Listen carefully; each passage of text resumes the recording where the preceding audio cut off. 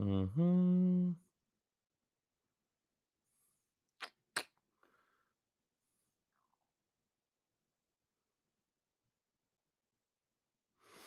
All right, what is up? What is up, guys? Enjoying a cup of Joe here on a Wednesday. See this here? We got a little cup of Joe. Hey, I don't know what it is either. But the coffee today, I don't know if I made it right or whatever, but dang, it tastes good. What's going on, guys? Happy Wednesday. Appreciate you all tuning in.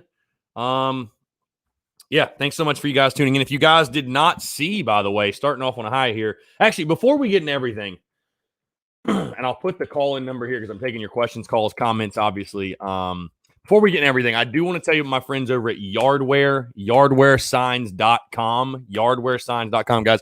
If you have not gotten a sign yet, again, we've got Halloween Saturday, all fine and dandy, but the holidays are coming up. Christmas is going to be here before you know it. This is a must-have, a great gift for any Gamecock fan in your life. Get it for yourself as well. Yardwaresigns.com. I just want to give them a quick shout out. Be sure to check them out because, again, I'm always looking at my sign over there in my studio. Thing is absolutely awesome. It's awesome. And it's only $34.95. Super cheap, too. So, again, I'm going to open up the phone lines here. Taking your questions, comments, calls. If you have questions you want to air or want to air on the podcast for tomorrow's show, you can leave those on Instagram as well. Let's see. Okay, phone line should be opened up. Good to go. What's everybody up to? How you guys feeling here on a Wednesday? Again, no game. We're in the midst of a bye week. Hey, we can talk about stuff outside of South Carolina too. If you guys want to talk about, Wisconsin. Their game just got canceled with Nebraska due to COVID stuff. We talk about anything. Talk about whatever. So how about the Dodgers winning the World Series? Yeah. So again, taking your questions, comments. I'll tell you one funny thing I'd love to ask you guys. I'm going to ask. Okay, good. Okay. What's your go-to bye week activity? Like, what are you going to do over the bye week? Like, what is it? Are you going to just sit and watch football all day? Are you going to go to a pumpkin patch or an apple orchard? Or like you going to hang out with the family and the kids? Or you going out of town? Like, what's the go-to bye week activity for you guys? Jaden Harris, what's up? Owen Turner, Philip Carter Harris, what's going on? Ethan, what's up?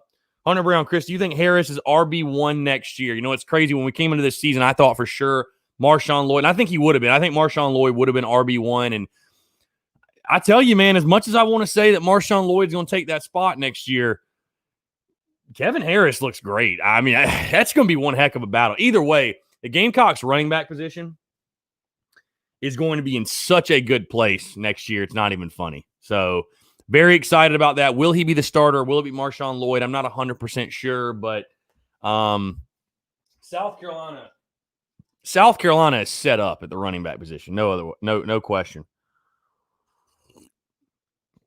Caleb says, when are we hiring Jamie Chadwell away from Coastal?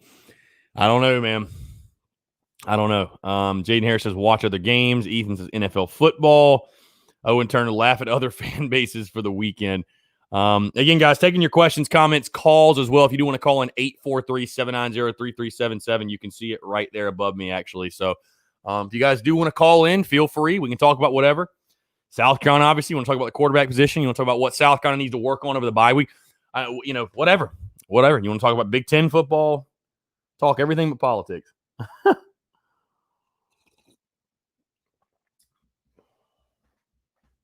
On that note, though, I will say, I'm not a political person at all, but I can't wait. Just for the entertainment value of next week, it's almost like when you go to a bar and you're sober and you're just people watching. That's what I'm going to be doing next week with the election stuff. I'm just going to be like watching all the people on social media that I know and like just watch people lose their minds on social media. I can't wait for that, honestly. It's going to be hilarious. Let's see.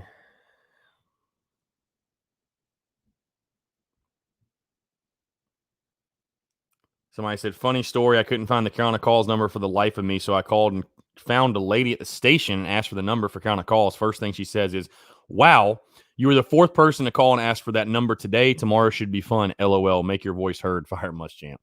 Matthew Perry says, do you really think Trevor is coming back next year? Most likely no, but you never know. It could be like an Eli Manning situation where he just simply does not want to go to the Jets. So we've already got a call here.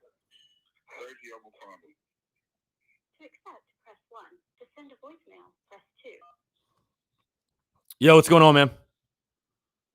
Hey, how you doing? Doing well. How are you? I'm doing great. This is Sergio Mukwamo, Israel older brother. Oh, nice. What's up, man? Not much. How's I want to talk about the. Yeah, go ahead. I'm sorry, go ahead. No, I was gonna say how's Izzy's groin feeling, but obviously he's feeling pretty good when he got that pick Saturday. So I mean, I guess he's doing a lot better, obviously.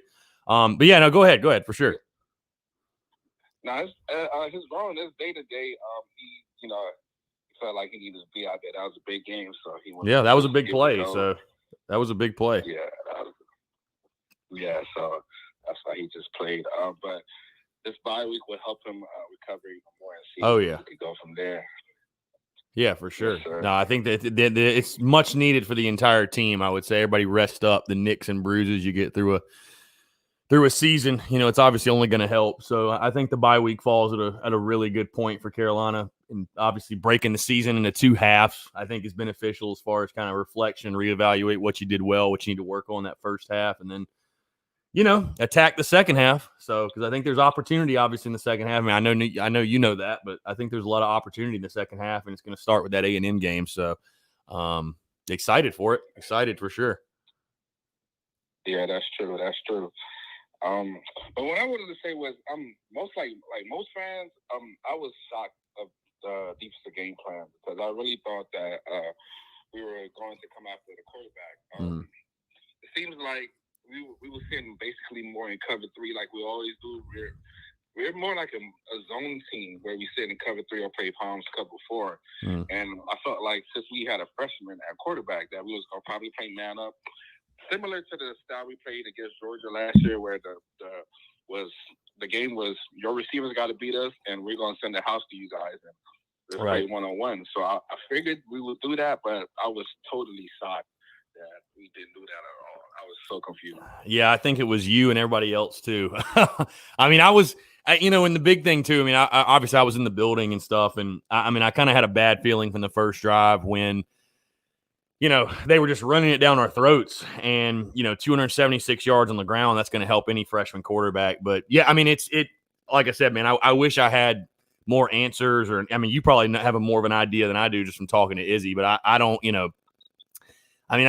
you assume, they went into that game with a game plan that they felt like could win defensively. But, for a coaching staff that I've given so much credit for, honestly, this season, as far as second half adjustments, I just feel like we never made that adjustment. I mean, because I don't know. I just, to me, it's like it is kind of mind blowing in the sense that, there's been issues in the secondary when you have two guys like Izzy and JC. Like I would feel comfortable enough saying, hey, we're going to put you guys man on man on an island. We're going to send the other guys and just win your matchups. And I mean, you might lose some of them, but I feel pretty confident you're going to win more than you lose. So I don't know, man. I mean, again, that's the question everybody's asking. It literally looked like a 7-on-7 for TJ Finley. And I know he was getting it out quick and stuff like that and whatever, but I mean, not even a single quarterback hurry. That's brutal. I mean, that's just absolutely brutal. I mean, and you're leaving your secondary high and dry when you do that. You know what I mean? Like, I mean, the secondary's best friend's a good pass rush. I mean, it'll make a corner look really good when the quarterback's got pressure on him. So, because I've had guys on my show from, the great era, 2010 to 13, whatever. And, those guys that played in the secondary talk about that defensive line and that pass rush. And when you got like Clowney and Melvin Ingram and Devin Taylor and, Chaz Sutton and these other guys going after the quarterback, it just makes your life so easy as a DB because, bad throws, errant passes, whatever, make mistakes. I mean, just makes your life really easy. So, again, just getting back to the point, I have no idea, man. I don't know what the defensive game plan was. I don't understand it at all. And the most disappointing part, like I said, is there just really was never an adjustment made, I feel like, which was the baffling part. But, yeah, I don't know, man. I really don't understand it. And I thought that they would put JC on Terrence, which is a former teammate in high school, but I thought they would put him on and let everybody just lock up, man, and let's just go get it. And you're right, the pass rush was not there this week. It was interesting, I was just going to say, I noticed Jammy on Terrence Marshall. I thought Jammy played really good, to be honest with you. I thought he played a really good game. Yes, sir. He did. I don't know. I feel like this team, even though we don't have like the big flashy names probably on offense, I really think we can have a decent season, a good season. But it's just we definitely should have won the Tennessee game in Florida. Yeah. It was just bad coaching to me, bad use of the clock. But you know, I can't say too much because I'm part of the team as well, so I don't want to, Right. No, I mean that's, the Florida game, you're just stating the obvious. I mean, there's nobody's going to look at that with two eyes and a brain and say that wasn't mishandled at the end of the game. And I mean, again, even if I didn't feel the way I did about Muschamp, I mean, Muschamp can try to look us in the eyes and say that was the right call into that game, but come on. I mean, you're not convincing anybody of that. So, I mean, again, there's a lot of opportunity in the second half. I mean, what's crazy? I really look at the second half of the season. Coming in the season, I said that the Tennessee game was the most important game of the season just because it would set the tone. I mean, you look now, South Carolina's 2-3. Think of how much different the perception of the season would be. Even if you lost the way you did at LSU, I mean, it still would have been disappointing.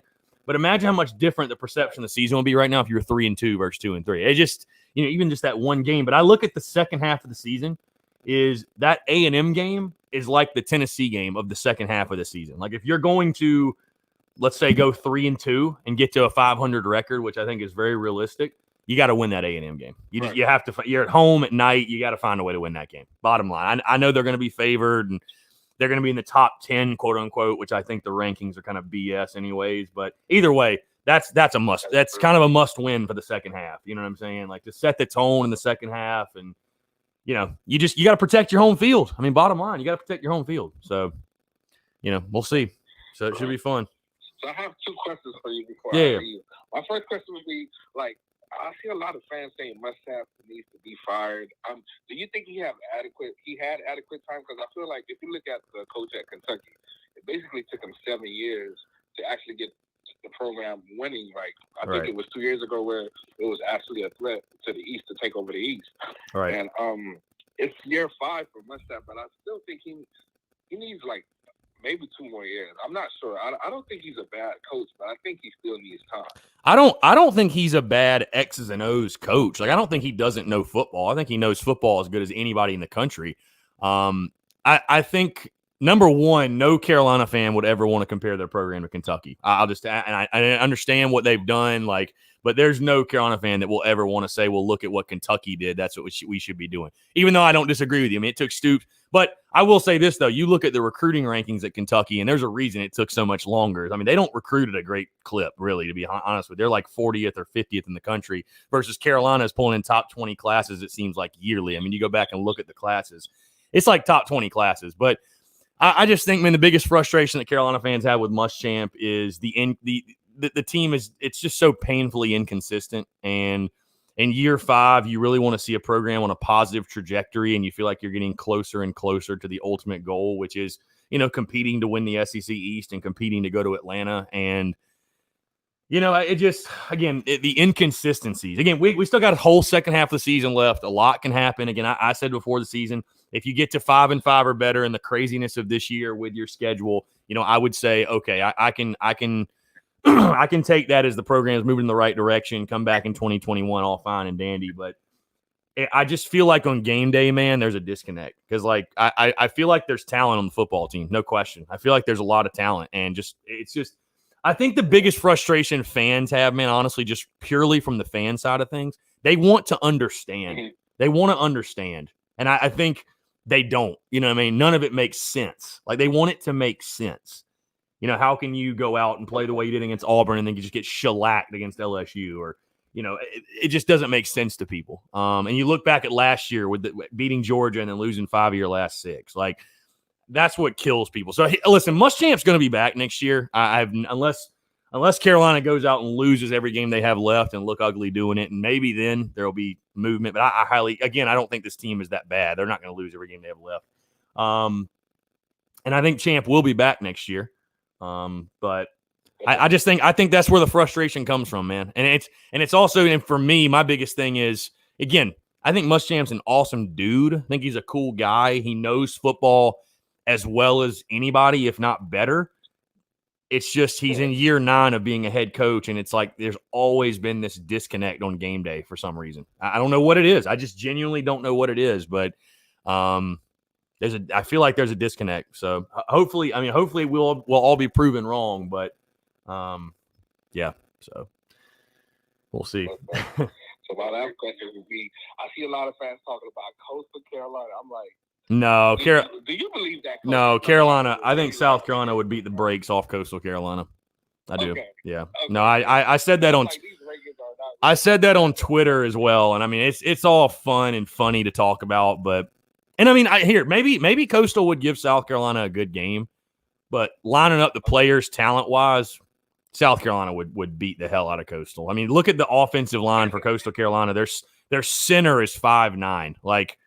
You don't think Zach Pickens would bully him around all day? Like, I mean, come on. It wouldn't even be a contest. So, yeah. Okay.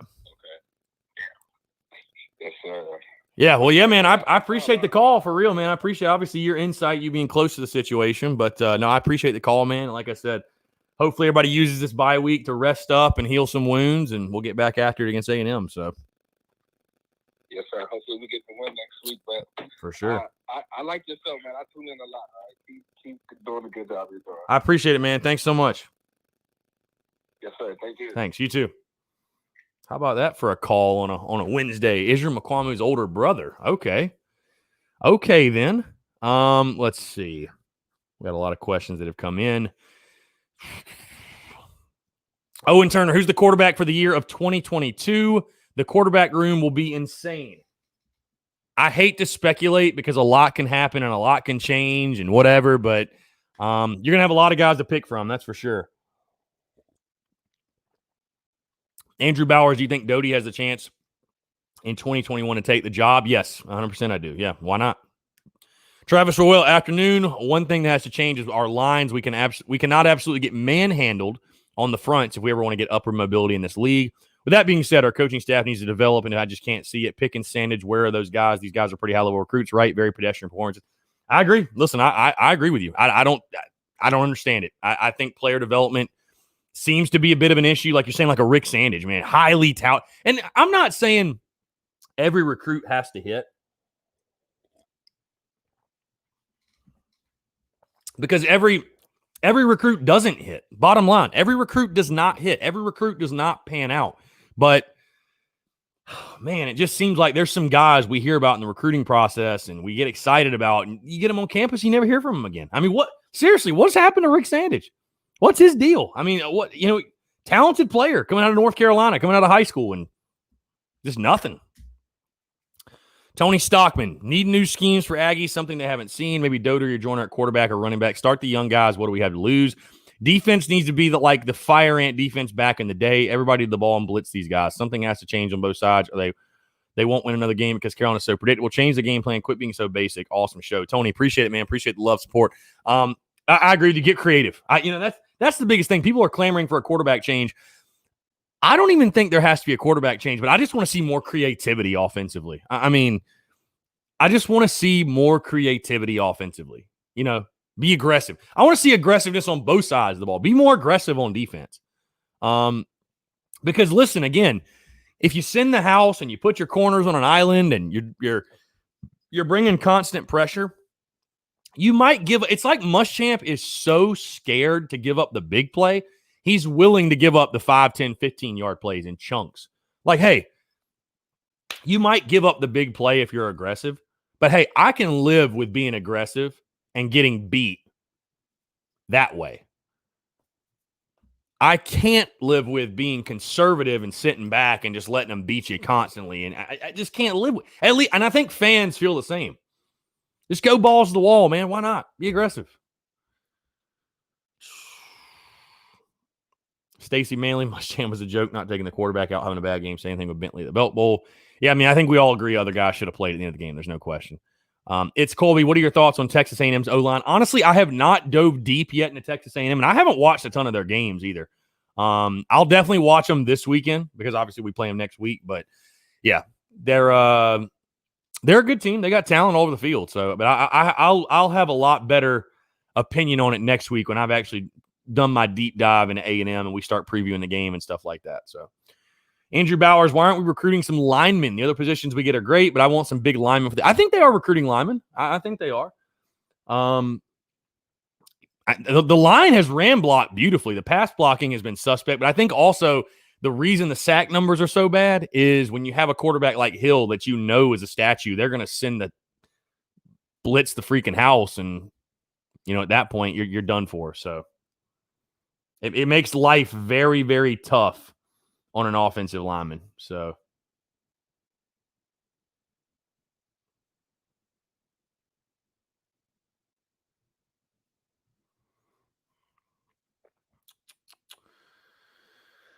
By the way, if you guys are just tuning in, this isn't my thing, obviously, but just realized and just saw Will Muschamp's call-in show is tonight. So.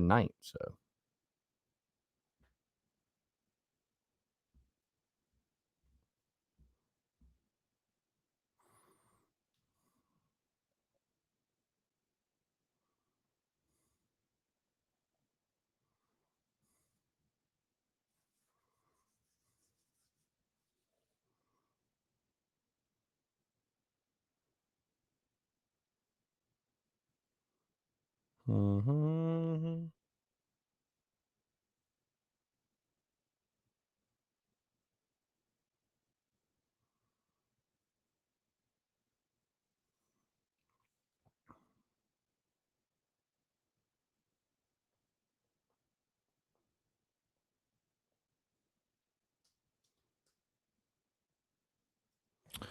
Travis, appreciate the love, man. Travis Rowell also says, I'm just baffled. Appreciate the show. What's up? Izzy's older brother. Yeah, it was cool. That was cool that he called in for sure.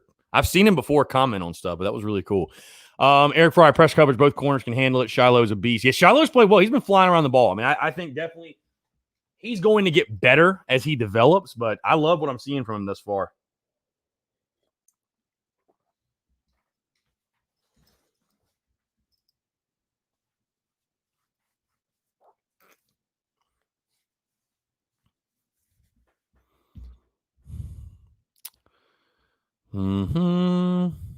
Stanley Sutton, what coaches do you think we should pursue if Muschamp is fired? Well, Joe Brady from the Panthers is a great place to start. Matt Campbell at Iowa State.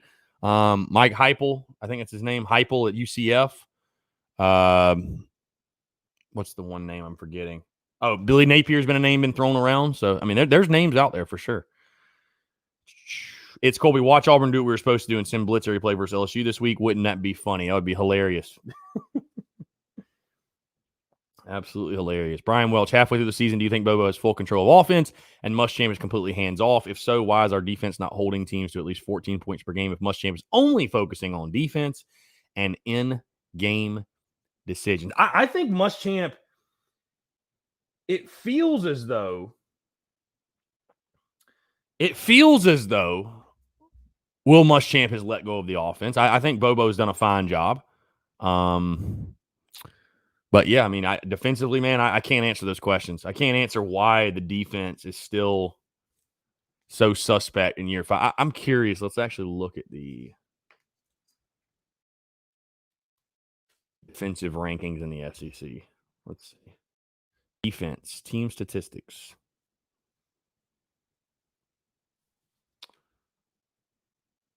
Let's see. This is not what I was looking for. Oh, here we go. Scoring defense. South Carolina 6th in the league, I believe. I don't know. That website's not helping me. Savannah Webster, what's going on? Appreciate you tuning in. How do I feel about Luke Fickell? Again, my biggest thing, just give me a young offensive-minded head football coach who's aggressive. That's all I want.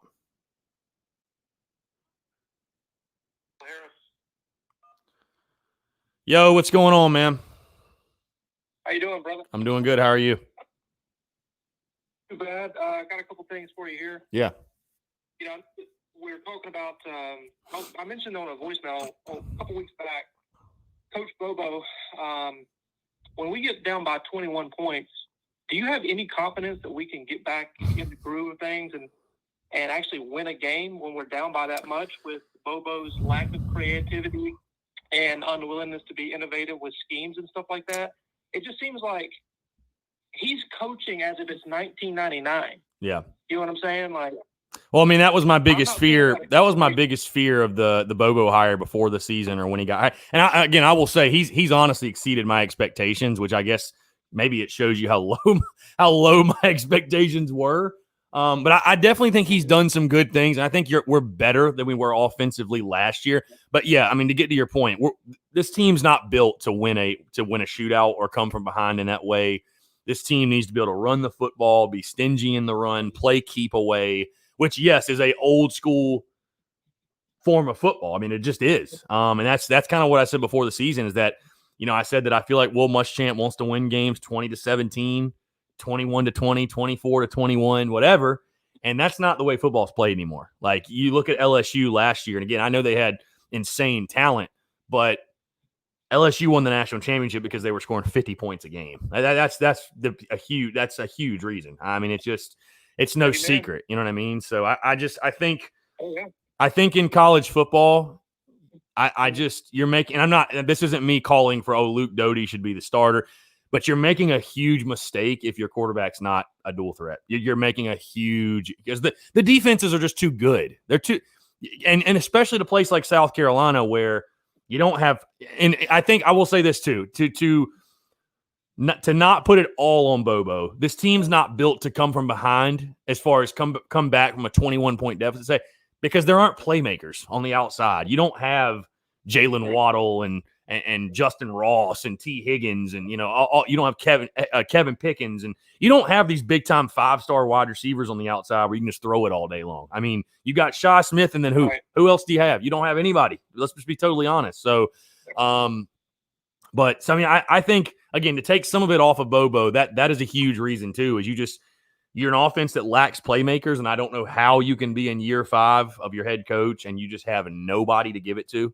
And heck, I mean, I think with the way Shi has played, because he said if he didn't have the season he wanted, he would certainly consider coming back. But I think he's going to have a really good second half of the year and a good season, because again, he is our main target, or our only target, really. What's the receiving room going to look like next year? I mean, who are you going to throw it to? Who's going to be number 1?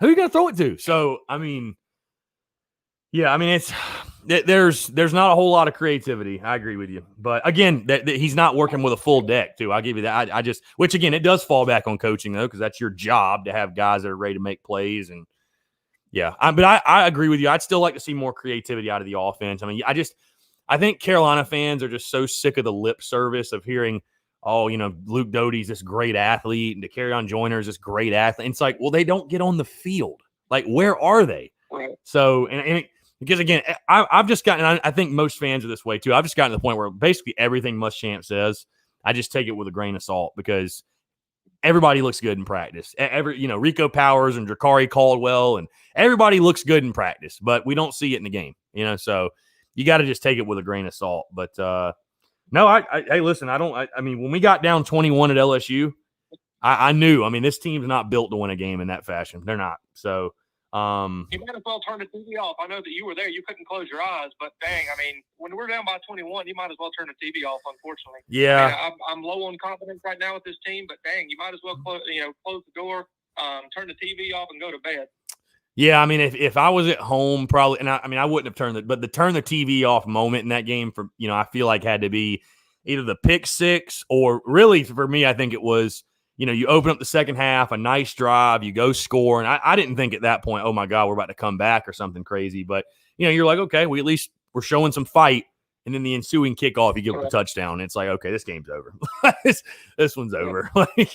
So, yep. Yeah. I got one more thing for you. Yeah. So we're midway through the season. What game would you like to have back, or put it a different way, what game should we have won that we didn't? Oh, I mean, definitely Tennessee. I mean, there's no question. Yeah. I mean, definitely Tennessee. I mean, Especially you when, look at especially Florida, when you. they're probably more talented. Oh yeah, yeah. I'm just saying, especially when you look at the way Tennessee has played. I mean, yeah, definitely Tennessee.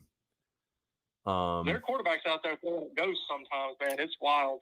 I mean, I still cannot get over that. People got so upset on Twitter when I said this, but because I said it during the Tennessee-Kentucky game. He was doing his best Jake Bentley impersonation. He really is Jake Bentley of Tennessee, and that's really what he is. Painfully inconsistent. Yeah. He's a gunslinger, but he'll throw it to the other team just as often he does his own team. So, definitely Tennessee. I mean, I look back and you see the way Garantano's played, and it's just so disappointing that as a defense we couldn't get the ball off of them. That's just mind blowing to me that we could not force a turnover. I mean, it's just crazy. And again, it's like I was telling McQuamu's older brother earlier. It's just, if you could have that game back, I mean, even if we got the LSU result, keep it the same. But don't you feel that the perception of the season, it's crazy because it's just one game, but the entire perception of the season is different if you're 3-2 right now versus 2-3. Because at least at 3-2, I could sit there and tell you, okay, you lost to two teams that are better than you, Florida and LSU. But you won three. I think anybody would have signed up for a 3-2 start. I mean, that's why that Tennessee game was just so important. So that's. Yep.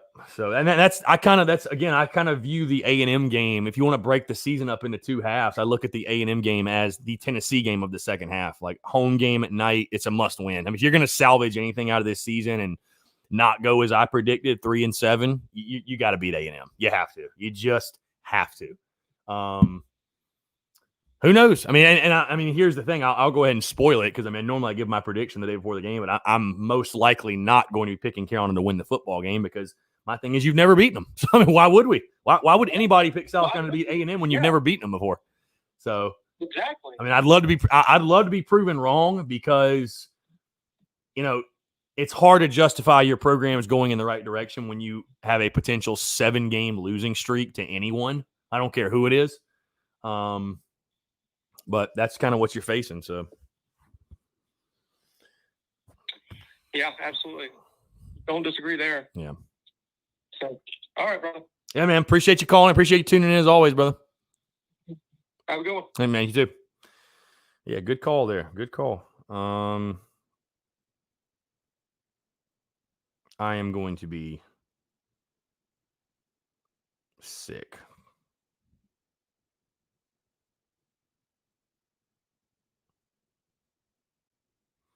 I'm going to be sick.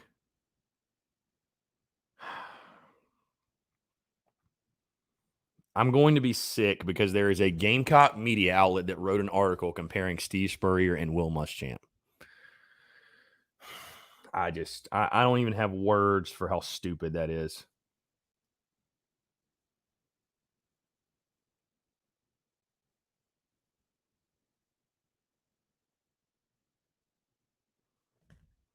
Unbelievable. I want to comment on it, but I don't even know what I would say. Savannah Webster, we already have low expectations. Why not try to get some young guys involved? What's the fear? Getting hurt or just crushing confidence or what? Well, I'll say this. Because it's easy as fans to sit from our side and say, oh, well, the season's a wash, or if you lose this game, the season's a wash. That's not how they look at it in the building, though. You're trying to win every game you play, and I totally understand that. So, I mean, listen, I don't think there's I think they're playing the guys they feel give them the best chance to win the game. Like, I don't think, they're just, I don't think they're just playing guys to play them, But, I'd love to see some young guys get out there, make some plays. I mean, I'm not saying play for the future, but just throw a wrinkle in there. Let's see what they can do, because doing it in practice is one thing, but doing it on the field in an actual game, why not roll the dice? I mean, why not? Let's see. Eric Fryer, Shy Joiner, Doty, wideouts, Mullins at tight end, small group of fast. That will spread things out and give Kevin Harrison a better chance to pound the rock. I hope so. Yeah, I mean, I think Mullins, they need to continue to get him the football. He looked really, really good. But Joyner and Doty at wide, I mean, I'll be honest with you guys. I don't think Dak Joyner's a good wide receiver. I mean, you can hate me for saying that if you want, but he's electric with the ball in his hands now. I'm not saying he's not a great athlete, but as a wide receiver, no. I don't think he's a good wide receiver. I don't think it's a scenario of, oh, he just needs to get out on the field more. Now, I just don't think he's a wide receiver. He's a quarterback, bottom line. He's an athlete. So Travis Rull, do yourself a favor and watch the SEC short. It's like looking at yourself as a Carolina fan in a horror movie. Yeah, so about 100 people sent me that, and I definitely watched it, and it's very funny, but sad as well. That's kind of the reality. So, Brian Welch, are we in the plus or negative in turnovers this season as a team? I feel like we've had more takeaways than we've turned the ball over. I think we're in the plus. I don't know the exact number, but I think we're in the plus. Eric Price, I want PJ Fleck. Dude just seems like a type of coach that players respect, but no way we can get him from Minnesota. And second point, why can our kicker only kick in the end zone 1 out of 5 kicks? The kickoff return should never even been possible. I don't know. I genuinely don't know why we struggle so badly kicking the ball through the end zone. I have no idea. Jaden Harris, Alabama has so much talent at wide receiver. Losing a guy like Jalen Waddle hurts a lot, but at least they still have talent to back him up. If we lose Shy, we would nothing at wide out. Yeah, I mean, they've got 5 stars on 5 stars at Bama, man. If we lost Shy, just pack it up offensively. I don't know. I don't know what we would do offensively.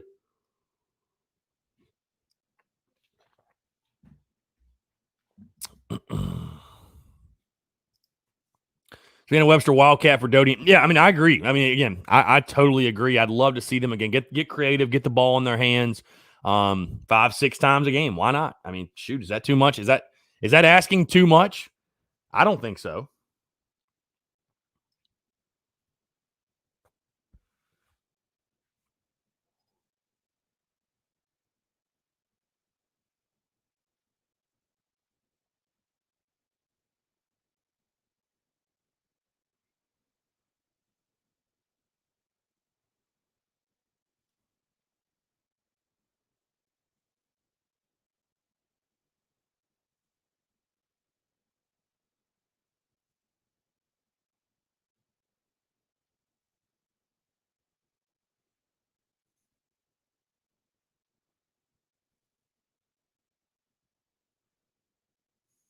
I don't even know what to say to this shit.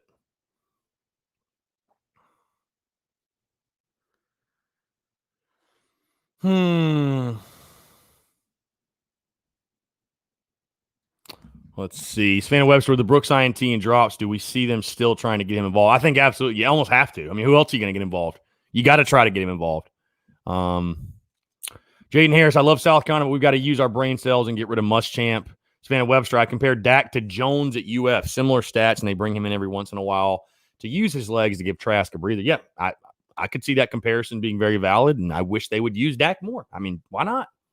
For an offense that lacks athletes, why not get your best athletes on the field? Why not? Makes too much sense. Brian Welch, I feel like our secondary could be really solid if our main 4 back there were Horn, Izzy, Shiloh, and Jammy. I mean, I definitely like that 4. I throw John Dixon in the mix, too. I like that 5.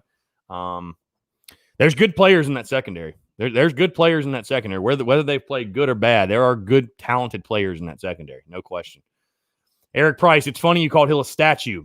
Same thing I was screaming at the TV over and over. The pressure is coming and he can't move, but he won't even throw the ball away. Well, if you throw the ball away while you're in the pocket, it's going to be intentional grounding. So, but he is a statue. There's no question. Dude's had 3 ACL surgeries. Like, no kidding, he's a statue. Owen Turner, do you think Colin Hill starts next year or does he play mentor to Helinski? So it's tough to speculate because as you guys see with this year, going from last year to this year, so much changes in college football so quickly. So is Colin Hill back next year? Hell, I don't know. I don't know. So I really don't know. It's hard for me to say. I'll be totally honest. It's hard for me to say.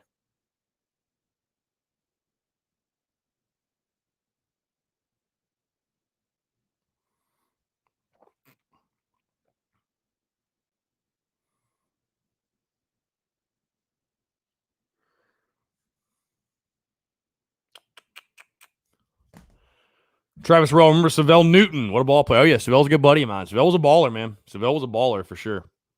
Dude's a legend. Yeah, very underrated. Very, very underrated player. Again, guys, taking your questions, comments, calls. Also, the podcast did drop this morning. No best bet, obviously, because there's no game this weekend. But SEC Gambling Picks Week 6. Brian Welch, which article are you talking about? Are you talking about the Muschamp Spurrier article, or which article are you talking about?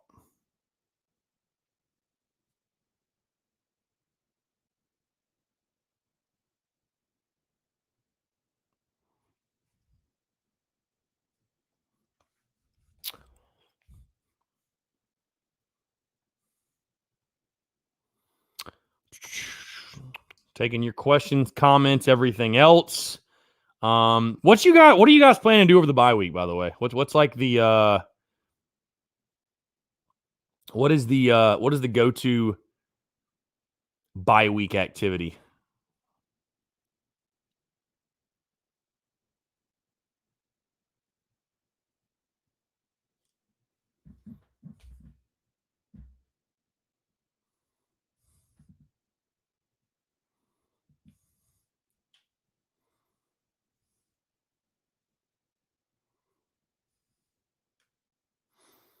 Mm-hmm. SEC Football Tube, what's going on, man? What is up? Oh, the Muschamp Spurrier article, that is a Gamecock Central article. Chris Clark posted it. So, comparing the first 4 years of Will Muschamp and Steve Spurrier. Yeah, it's Gamecock Central, yeah. I just I don't even know what to say about it. I think any human being with a functioning brain that wants to compare Muschamp and Spurrier is just, I don't get it. One is a Hall of Fame national championship winning head coach and a legend, and the other isn't. So, I mean, Brian Welch says Halloween party and a lot of alcohol. Hey, I hear you. Owen Turner, if you were to compare us to any other SEC team, who do we favor? Probably like a Mississippi State. Something like that. Yeah, unfortunately, that's who we favor. So, that's who we favor. Let's see. Lindsey Hagler, watch stress-free football. Yeah, that'll be fun. Have a stress-free Saturday for sure. Travis Real, watch college ball and have a beer without having a heartache this weekend. Indeed. It'll be nice. It'll be nice. Let's see. SEC Football Tube, what's going on, man? How you doing? How's everything going?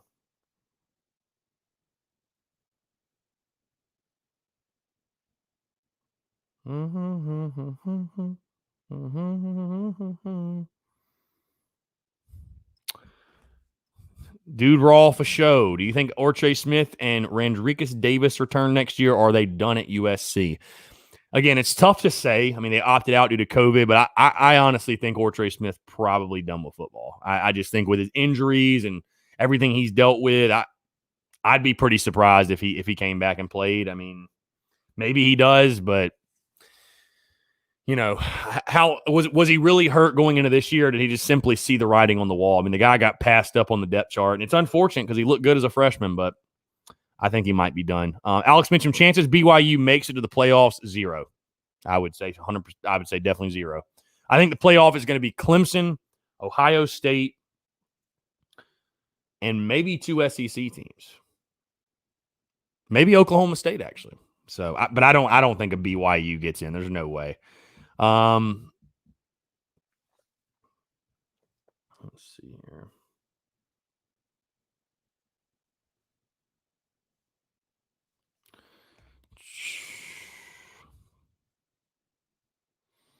No, so Florida's on schedule to play this weekend against Missouri. So Ben Webster, not saying this will happen, but we make the mistake again of waiting till end of season to look for a new coach. I don't think Muschamp's gone after this year, unfortunately. So unless you lose every game, unless you lose every single game you have left, which I don't think will happen. Eric Price says the season is moving along. Is there anybody who can beat that team from Pickens County? I hate to even say their name. I mean, maybe Alabama. Losing Waddle hurts, obviously. Maybe Bama, maybe Ohio State, but not many. There aren't many. Owen Turner, if we did play Clemson this season, what's your score prediction? Oh, man. You put Carolina and Clemson on the field right now in Clemson, by the way. I'd probably say Clemson would win something like 38-10. I mean, I think they'd beat the shit out of Carolina. I'll be totally honest. I just. So thankfully, we don't play. I mean, thankfully, I don't have to make that prediction. So, Let's see. Van Webster, OSU has highest chance of playoff win. Yeah, for sure. Guys, got about 15 minutes left. Taking your questions, calls 843-790-3377 if you do want to call in.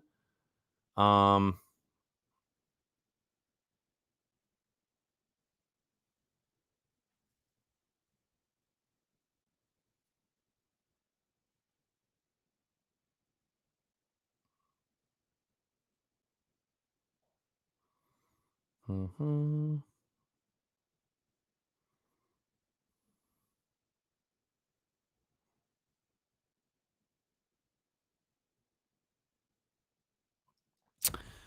Let's see. Andrew Bowers, what year do you think we will beat Clemson again? Oh, that's tough to say, man. I mean, I think you'll have a really good shot next year. You should be getting them in Williams-Brice. They lose Trevor Lawrence. They lose Travis Etienne. But I who knows, man? Honestly, who knows? Alex Mitchum, who would you say is our definite wins the rest of the season, and who are the toss-up games? Definite wins? Dude, I'll be honest with you. I don't look at any game in the second half and say it's a definite kick-in win. It's like there's no Vandy in the second half of the season. None. They're all toss-ups except Georgia's a loss, in my opinion. So that's the way I kind of look at that's the way I look at the second half. So Ole Miss is a toss-up. I don't say Ole Miss is a kick-in win. No chance. At their place and how good they've been, how good they've been on offense, no way.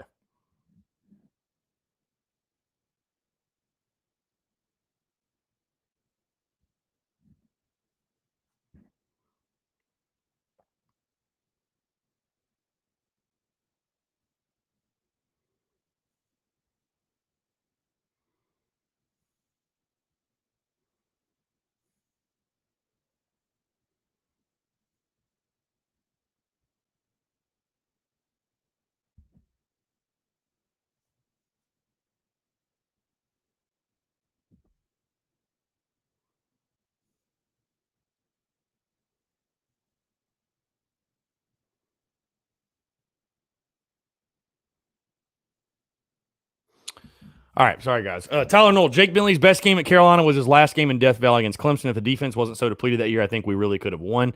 At least would have been closer. Yeah, that was a crazy game. Jake throwing for 500 yards.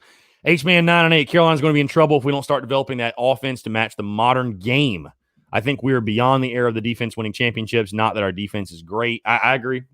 College football is played a certain way. Football is played a certain way, and you got to adapt and change with the times. And, South Carolina's offense feels a little archaic right now. Andrew Bowers, Clemson going to pull a Carolina 2021 will be like 2014 SC for Clemson next year. Dude, I certainly hope so. Hope you're right. Savannah Webster, the beginning of LSU looked like a shootout, then defense fell apart. Yeah. Yep. And it's unfortunate. Trust me, as ugly as it was on TV, it was just as ugly, if not uglier, being in the stadium. Trust me. It was absolutely brutal. Absolutely brutal.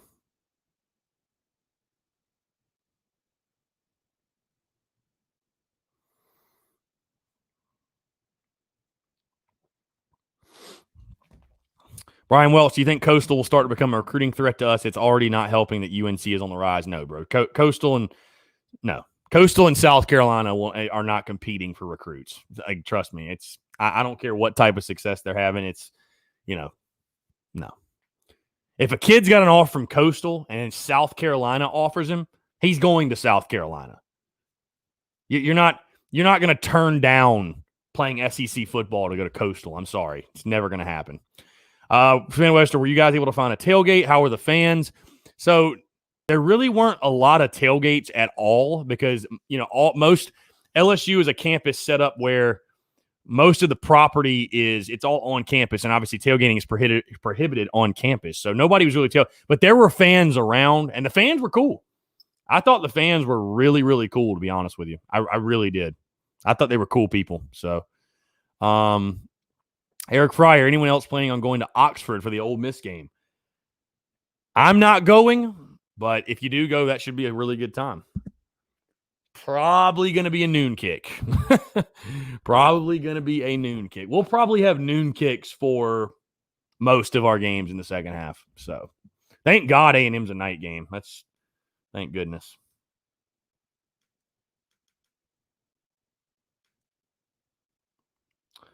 Thank goodness.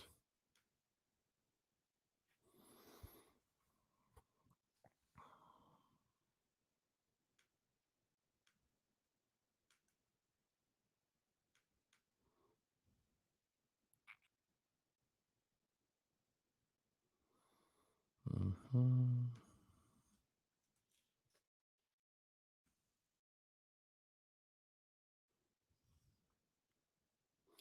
Let's see. Sorry, guys. I just sent in my sister something.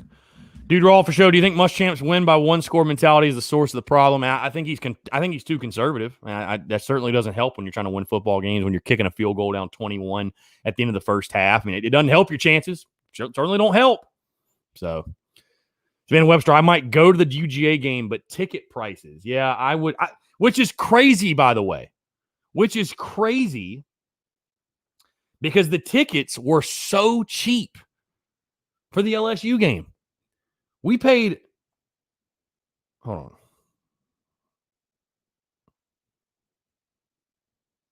on. Let's see.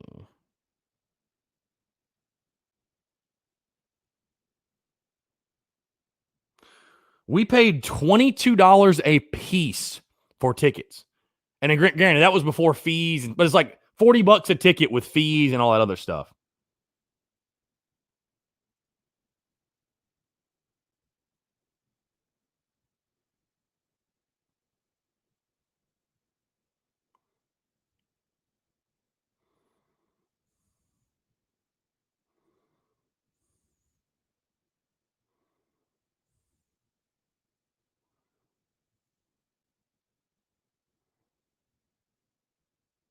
Sorry, guys. My sister just texted me.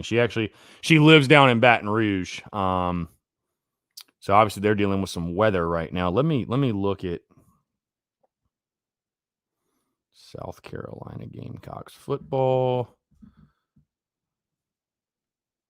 Yeah. See the Georgia game starting at $144. Like, why? Why? Why are the tickets so expensive? It makes no sense. And then tickets for LSU South Carolina were $22. Like, how does that make any sense at all? I just do not get it. Blake Ellenberg, can we afford the buyout for Muschamp? I think we can. I think if we really wanted to, yeah, I think we could. Travis Royal, Oxford was a fun time winning 2018. Go if you can. Obviously, it'll be a little bit different, I'm sure. But yeah, I've heard Oxford's great. So my plan this season for obviously with TSUS and stuff was go to every game, home and away. And obviously that didn't happen because of, COVID. So at this point, I'm just praying baseball season's normal. I'm praying basketball has some semblance of normalcy. So I wonder, is there anybody in this chat that is season ticket holders to basketball? Have you guys heard anything? If you are, have you heard anything from USC about basketball season? I don't even know if they've decided about capacity and stuff like that. I don't know. Maybe not. But I'm assuming they'll probably do 20% for basketball too. I mean, I'd have to imagine. I mean, you'd think, but what would it be? 20% of a fifth of 18,000. So they'd only let 3,000, maybe 4,000. No, about 3,500 people in there. I don't know. I don't know if they do that or not. Let's see. Other than the game, I'm glad you enjoyed Baton Rouge. I drove through Baton Rouge before. Yeah, dude, it was awesome. Honestly, I would love to see it. Like obviously a normal game day, but Baton Rouge is cool. Baton Rouge is very cool, fun place to take in a football game. There's no question. I liked Louisiana overall. Louisiana is a cool place. So New Orleans was dope. Went down to Bourbon Street. Went down to Cafe du Monde. Went down all like the culture of Louisiana and the culture like that to me is cool. Like it's really cool how that stands out. So yeah, I want us to come out with a basketball schedule too. We're patiently waiting, obviously. So.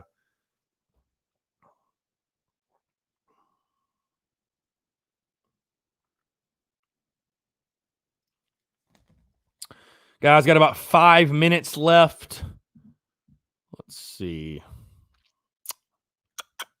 Taking your questions, comments. What are you guys planning on doing over the bye week? I know I already asked that, so if you answered, fine, but I'm just curious. Anybody got any big bye week plans? It's hot. It's Halloween, obviously. So maybe some Halloween parties or something, or is the wife dragging you out to the pumpkin patch or the apple orchard or whatever? I'm not a huge Halloween guy. I mean, it's whatever. It's fun. It's cool. I do love the Christmas season, though, and my birthday's on Christmas, so that makes me love it even more. I love the Christmas season, though, so I saw some people on Twitter talking about they already had their trees up. I think it's a little early for that, but let's see. Owen Turner, need a coach with Frank Martin's attitude for football. Shoot, I think Muschamp kind of fits that bill. Eric Price, want to see crazy ticket prices? Go look at the LSU game this weekend. It's so crazy that game was that cheap, like, I don't know. LSU just did not care about playing us. Yeah. LSU Auburn, $500. That's what they're starting at. Let's see. He spent a Webster house party cooking out with some neighbors. That sounds fun. USC Insider, I love to eat, so that's good for this weekend.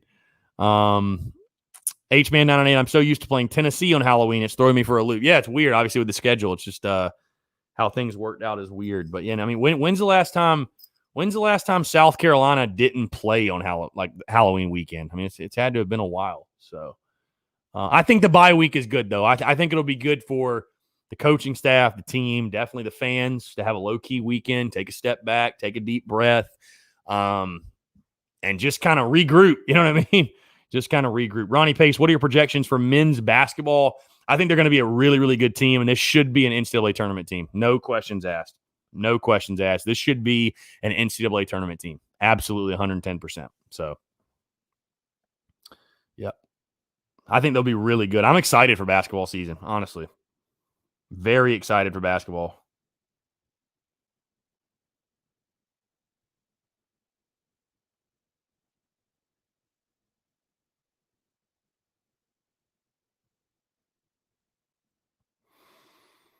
Mm-hmm.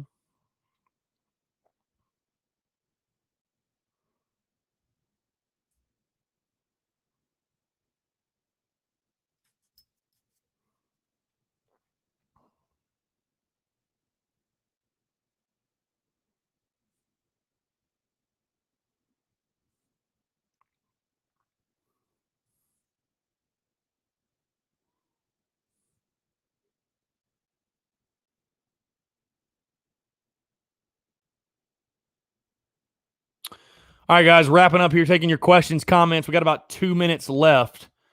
SEC football too. Do you think the women's basketball team gets the Natty this year? Yeah. Why? I mean, why not? Don's got that thing rolling. They got plenty of talent. Yeah. I mean, I think it'd be foolish to pick against the Gamecocks women's basketball team. Yeah. I mean, they're dominant. They're awesome. So I think they will. They'll get the ship if nothing else. Cody Collins cheering on Boston College with low expectations. Hey, that sounds like what I'll be doing too. What do they play at noon? I think is that when Clemson plays them at noon. And I wonder what the spread is, too. Let's see. Oh, there's a football game. No, there's not. That's tomorrow. Georgia Southern, South Alabama, 7:30.